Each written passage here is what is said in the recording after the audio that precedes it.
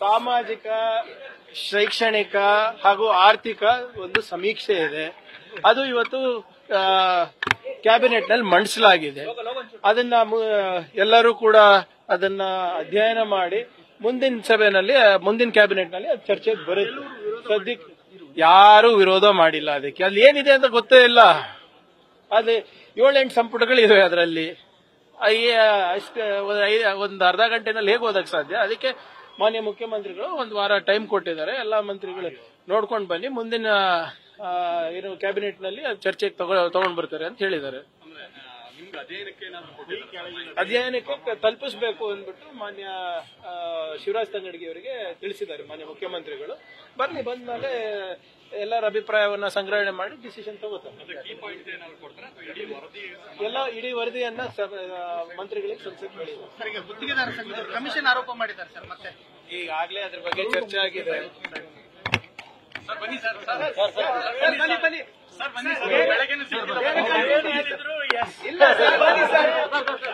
ಗುತ್ತಿಗೆದಾರ ಸಂಘದವರು ನೋಡಿ, ಅದ್ರ ಬಗ್ಗೆನೂ ಈಗಾಗಲೇ ಬೆಳಿಗ್ಗೆ ಚರ್ಚೆ ಮಾಡಿದೀನಿ. ಅಂತದ್ದೇನಾದ್ರೂ ಇದ್ರೆ ಕೊಡ್ಲಿ. ಎಲ್ಲಾ ಮಂತ್ರಿಗಳು ಕೂಡ ಹೇಳಿದ್ದಾರೆ, ಅಂತದ್ದೇನಾದ್ರೂ ಇದ್ರೆ ನಾವೇ ರಾಜೀನಾಮೆ ಕೊಡ್ತೀನಿ ಅಂದ್ಬಿಟ್ಟು ಬೋಸರಾಜು ಅವರು ಕೂಡ ಹೇಳಿದ್ದಾರೆ, ಮತ್ತೆ ಬೇರೆ ಮಂತ್ರಿಗಳು ಕೂಡ ಹೇಳಿದ್ದಾರೆ. ಇದೇನಾಗ್ತಾ ಇದೆ, ಇದು ಅವರು ಮಾಡ್ತಾ ಇರೋದು ಸರಿ ಇಲ್ಲ ಅಂತ ನನ್ನ ವೈಯಕ್ತಿಕ ಅಭಿಪ್ರಾಯ ಇದೆ. ಈಗ ಕಾಂಟ್ರಾಕ್ಟ್ ತಗೋಬೇಕಾದ ಹಿಂದಿನ ಸರ್ಕಾರದಲ್ಲಿ ಏನೇನಾಗಿದೆ ಅಂತ ಅವರಿಗೆ ಗೊತ್ತಿದೆ. ಮತ್ತೆ ಜಸ್ಟಿಸ್ ನಾಗಮೋಹನ್ ದಾಸ್ ಏನು ವರದಿನಲ್ಲಿ ಅವರೇ ಕೊಟ್ಟಿರೋ ದಾಖಲೆಗಳು ಇವೆಲ್ಲ. ಅವ್ರು ಕೊಟ್ಟಿರೋ ದಾಖಲೆಗಳ ಮೇಲೆಲ್ಲ ನಾವು ಏನು ತನಿಖೆ ಮಾಡಿ ಅದರ ಮೇಲೆ ಅವರ ಶಿಫಾರಸುಗಳನ್ನ ನಾವು ಒಪ್ತಾ ಇದೀವಲ್ಲ. ಸೊ ಅದರಿಂದ ಅಂತದ್ ಏನಾದ್ರೂ ಇದ್ರೆ ಕೊಡ್ಲಿ. ಬಿಜೆಪಿ ಆರೋಪ ಏನಂತಂದ್ರೆ ನಮ್ಮ ಮೇಲೆ 40% ಆರೋಪ ಮಾಡುದು, ತನಿಖೆ 40% ಇವ್ರೆ ಇವತ್ತು ಬಂದಿದೆ. ಇವತ್ತು ನೋಡಿ ಜಸ್ಟಿಸ್ ನಾಗಮೋಹನ್ ದಾಸ್ ಅವ್ರ ವರದಿ ಇವತ್ತು ಬಂದಿದೆ. ನಾವು ಮೇಲ್ ನೋಟಕ್ಕೆ ನೋಡಿದ್ರೆ 100% ಆಗಿದೆ. ನಿಯಮಗಳನ್ನ ಗಾಳಿಗೆ ತೂರ್ಬಿಟ್ಟು ಕಾಂಟ್ರಾಕ್ಟ್ಗಳು ಕೊಟ್ಟಿದ್ದಾರೆ ಅಂದ್ಬಿಟ್ಟು ಅದರಲ್ಲೇ ಹೇಳಿರೋದು. 40% ಅಲ್ಲ 100% ಸರ್ಕಾರ ಇತ್ತು ಅಂದ್ಬಿಟ್ಟು ಅದರಲ್ಲಿ ಹೊರಗೆ ಬಂದಿದೆ ಇದು. ಈಗ ಅದಕ್ಕೇನಂತಾರೆ ಬಿಜೆಪಿ ಅವರು? ಇವತ್ತು ಅವರು ಆಡಳಿತ ಸರಿಯಾಗಿ ಕೊಟ್ಟಿರ್ಲಾರ್ದ ಕಾರಣ ತಾನೇ ಇವತ್ತು ಅವರು ವಿರೋಧ ಪಕ್ಷದಲ್ಲಿರೋದು. ಅಂತದೇನಾದ್ರೂ ನಾವಿದ್ರೆ ನಾಳೆ ನಾವು ಅನುಭವಿಸ್ತೀವಿ. ಉಪ್ಪು ತಿಂದ ಮೇಲೆ ನೀರು ಕುಡಿಲೇಬೇಕಲ್ವಾ? ಜನರು ತೀರ್ಮಾನ ತಗೋತಾರೆ.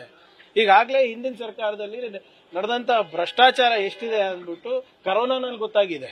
ಯಡಿಯೂರಪ್ಪ ಅವ್ರ ಮೇಲೆ ಕೇಸ್ ಹಾಕ್ಬೇಕು, ಶ್ರೀರಾಮುಲು ಅವ್ರ ಮೇಲೆ FIR ಮಾಡಬೇಕು ಅಂದ್ಬಿಟ್ಟು ವರದಿ ಬಂದಿಲ್ವಾ ಸರ್? ಮಾಡ್ತಾ ಇಲ್ವಾ ನಾವು?